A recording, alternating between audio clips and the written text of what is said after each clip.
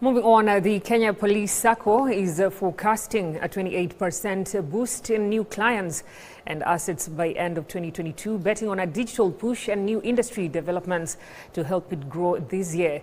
The Sacco plans to expand its asset base to 50 billion shillings after announcing an impressive 39 billion shillings last year from 34.8 billion shillings a year earlier, underpinned by online growth and steady customers' deposits, which jumped to 32.6 billion Kenyan shillings. Last year saw the industry total assets, loans and deposits by Saccos registered improvement compared to the previous year, with asset base jumping to 622 billion shillings in 2020 compared to $5.1 billion in 2019 amid the COVID-19 pandemic, according to figures by Saccos Society's regulatory authority.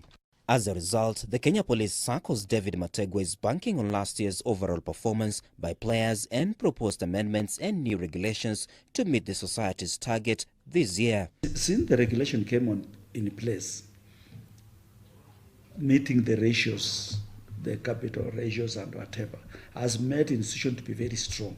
You know, at the time, Saccos could pay dividend 12% because chairman is going for election. So I need to pay people and people clap for me and elect me because I paid them the highest dividend. Yet I'm suffocating the institution. But nowadays, with the regulations, you don't do that. Kenyan Saccos are on course with the implementation of an inter-Sacco lending market and eventual integration into the national payment and clearing system in a development.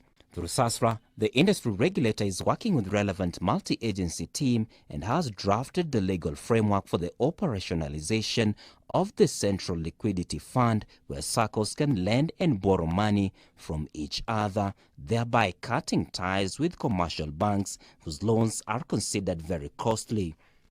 The money that we have, instead of putting this money lying in somewhere in a bank or putting in some investments, we can still help our colleagues who do not have liquidity to lend them, and we get interest on that. So it is a good business even to us.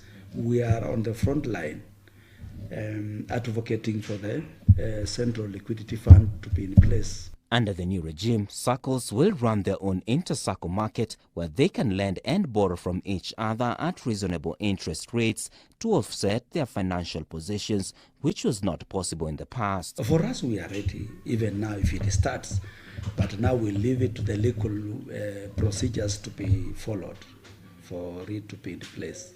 The draft legal framework is currently under review by the Office of the Cabinet Secretary in charge of Agriculture, Livestock, Fisheries and Cooperatives, and is expected to be submitted to Parliament by March as part of the budget policy statements for the 2021-2022 fiscal year. Martin Opio, K24 Business.